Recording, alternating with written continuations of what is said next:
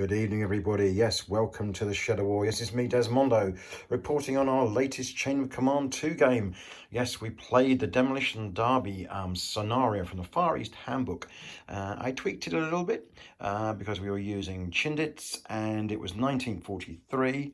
And rather than have a bridge or something like that, what I did was I set up a little Japanese outpost on top of this hill. I hope you can see there is a hill.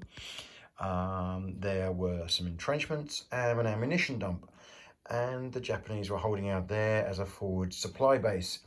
Now, the Chindits were led by Pip, full infantry Chindit section with no supports, and the Japanese only had 3 support points. So they bought one entrenchment for a team, and they bought an SOS barrage, which was used to be called down on their position if overrun or if they're in desperate need of some kind of support to blow the Chindits away.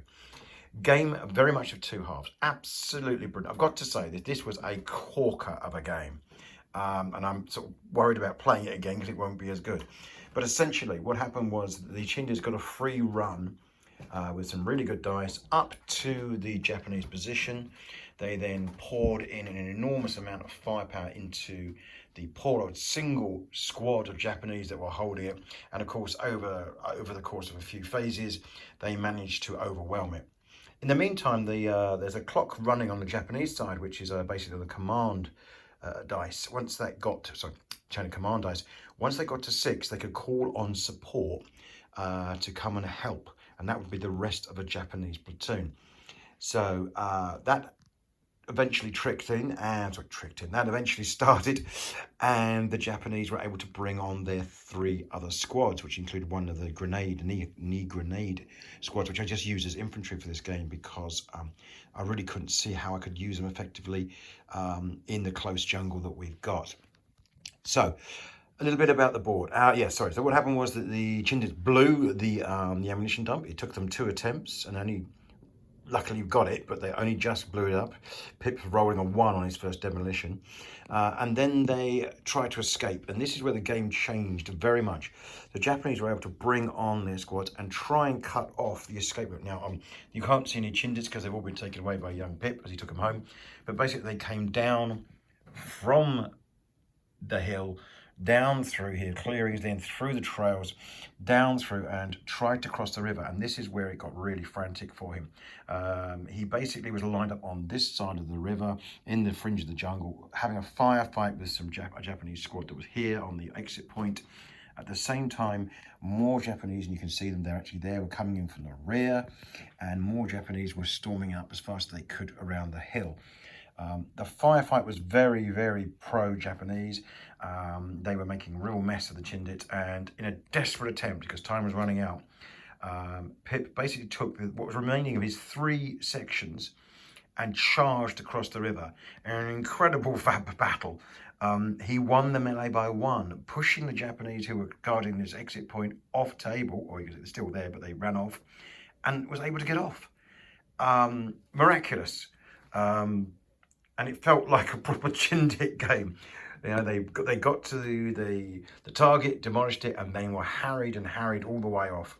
Now, what we're going to do now is take another scenario from the book. I think it's called the roadblock, and we're going to replace the road with a river. There'll be no roadblock as such, but oh no, it sounds stupid. So it's not really much like the roadblock. But anyway, the Chindits will then try and get across table. And pursued by the Japanese. And what we've agreed to do is take a little thing from the sharp end. For every day of rest that the Chindits have, they can bring back X number of men as per the sharp end. Now, Pip decided to take 2 days of rest, which has brought back 8 infantry back into his force. The trade-off is the Japanese get 3 support points for every day.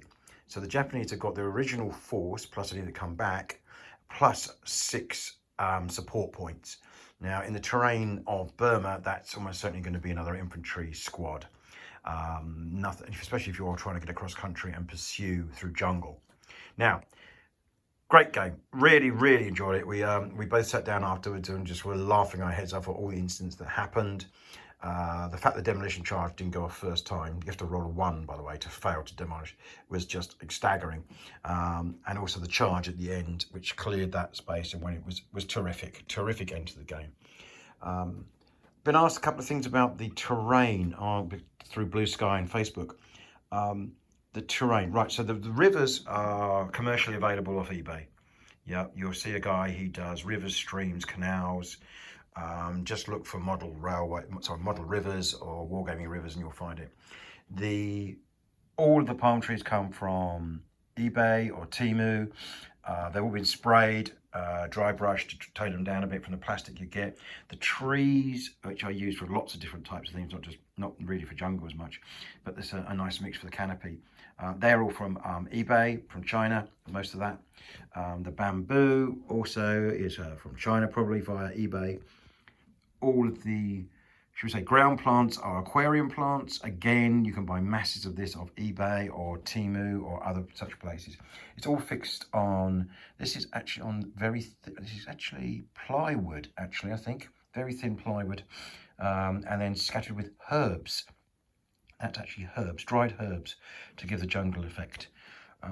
What else can I tell you? If you're going to do the jungle, my big recommendation is do a mix of large sections, such like that, and do much smaller sections and allow yourself to create the gaps to be able to move your figures. The truth of the matter is that it's rather stupid. You end up with trying to put figures on top of these plants and it all looks a bit odd. So what we've found over the games we played is the best thing to do to create spaces. Yes, it is jungle still, but then you can move your figures through it, and that's great, and it's easier to move and play the game. Also, the other thing is you don't lose your figures, and that has happened. Figures have disappeared into this jungle and appeared months later in the next game. So I would recommend that, yeah, do a mix of small and medium pieces so you can fill your board up. I mean, the large pieces are really good on the edges, which you get past into a game really quickly. What else can I say? Oh yes, one thing I should point out, these trees are not stuck in. They are on washers. There you go, you see it, they're on washers, and I basically put them into the gaps and use the foliage just to reinforce and hold them up a bit. Yeah, so all of these trees come out. And you can position them in any way you want. Now, I know other people have put magnets into theirs so they magnetize it. Other people stick them in permanently. I just find for storage space, the best thing to do is to actually make them separate from the big pieces. And then you can put them away whenever you want. So, yeah, fantastic game. Really enjoyed it. And as I say, we're now going to have a second game with the pursuit. The Imperial Japanese Army pursuing the Chindits back to their fortified base. Hopefully we'll play that next couple of weeks, and then I can do a little report on that as well. I hope you're all well. I hope you're all enjoying the last bit of the British summer, and have a good week, everybody. Take care.